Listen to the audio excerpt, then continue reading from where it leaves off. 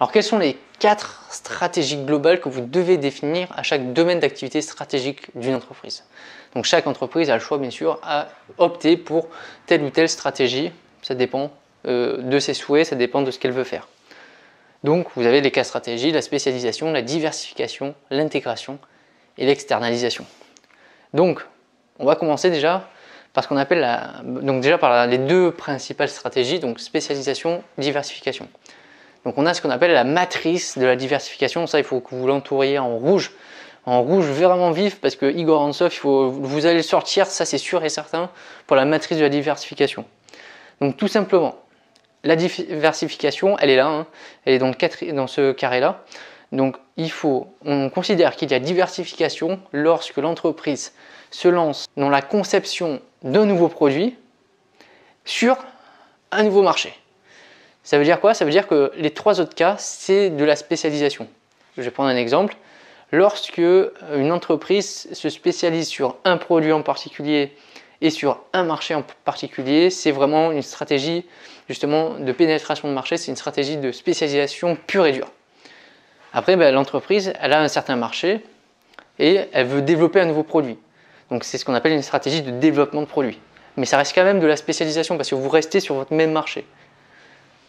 L'inverse aussi, vous avez votre produit de base et ce produit, vous allez lui rajouter une fonctionnalité supplémentaire qui va permettre justement de toucher un nouveau marché. Donc là, c'est ce qu'on appelle du développement de marché, mais c'est encore une stratégie de spécialisation parce que vous restez sur votre même produit. Donc il faut vraiment que vous développiez un nouveau produit sur un nouveau marché pour considérer que justement c'est la diversification. Diversification, ça veut dire qu'on va sur un nouveau domaine d'activité stratégique, nouveau produit, nouveau marché complètement. On a la stratégie d'intégration. La stratégie d'intégration, c'est tout simplement qu'on va racheter. Donc il y a plusieurs stratégies d'intégration.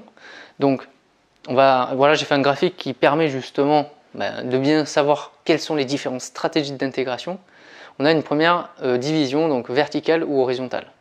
Donc une stratégie d'intégration verticale, elle peut se faire soit en amont, ça veut dire au début de la chaîne. C'est-à-dire que vous avez une entreprise, d'un côté vous avez les fournisseurs qui vont fournir l'entreprise et de l'autre vous pouvez avoir des distributeurs qui vont redistribuer ces produits. Donc la première intégration, c'est que vous êtes une entreprise, vous rachetez votre fournisseur. Donc comme ça vous permet de maîtriser la chaîne de production.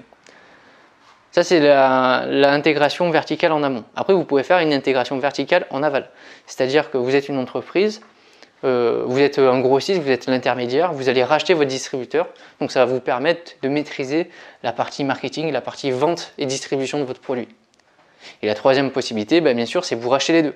Donc vous êtes en plein milieu, vous rachetez à la fois vos fournisseurs qui vous produisent les produits, et vous rachetez en même temps aussi ceux qui distribuent. Donc là, vous créez ce qu'on appelle une filiale, finalement vous maîtrisez carrément la chaîne de création de valeur entière, de la production à la vente au consommateur. Donc ça dépend des entreprises. Il y a certaines entreprises qui préfèrent maîtriser totalement leur chaîne de production pour avoir justement une maîtrise justement sur ça. Donc bien sûr, c'est plus onéreux, hein. Ça a un certain coût, il faut racheter des entreprises. Ça demande au niveau logistique des moyens beaucoup plus importants. Et après, vous avez aussi une intégration dite horizontale. Donc là, dans ce cas-là, on ne va pas racheter ses fournisseurs, on va racheter ses concurrents. C'est le cas quand vous êtes en bourse et que vous entendez que telle ou telle personne a racheté une entreprise, ça veut dire qu'elle a racheté toutes ses actions. Donc tout simplement, ou sinon vous pouvez acheter dans un nouveau domaine d'activité stratégique. Donc par exemple, vous êtes dans un secteur d'activité, dans la grande distribution par exemple, vous voulez vous étendre aux télécoms, donc plutôt que de recruter du personnel pour commencer à aller dans ce marché, vous allez carrément racheter une entreprise qui est dans les télécoms. Donc vous allez racheter une entreprise qui n'a rien à voir avec vous, mais pour développer pour diversifier vos investissements. Ensuite, vous avez ce qu'on appelle l'externalisation, donc une stratégie d'externalisation. On va déléguer tout simplement. Donc, à quoi ça correspond? Donc, c'est une activité qui est souvent destructrice de vos valeurs. C'est-à-dire que vous allez analyser dans votre entreprise quelles sont les activités aujourd'hui qui vous font perdre de l'argent ou que vous n'avez pas les compétences ou que vous n'avez pas envie de les faire parce que ce n'est pas votre métier. À partir de là, vous avez le choix de soit les faire vous-même et donc de perdre peut-être du temps. Alors ok, ça sera peut-être moins cher, mais vous allez perdre du temps à le faire. ou bah, vous pouvez les confier à quelqu'un d'autre, à une autre entreprise externe qui va vous faire une prestation de service. Et donc, bah, ça sera souvent mieux fait, plus rapidement aussi, avec les meilleures compétences. Bon, bah, souvent, ça coûtera peut-être un peu plus cher parce qu'il va falloir payer l'entreprise. Mais après, ça dépend ce qu'on veut, bien sûr.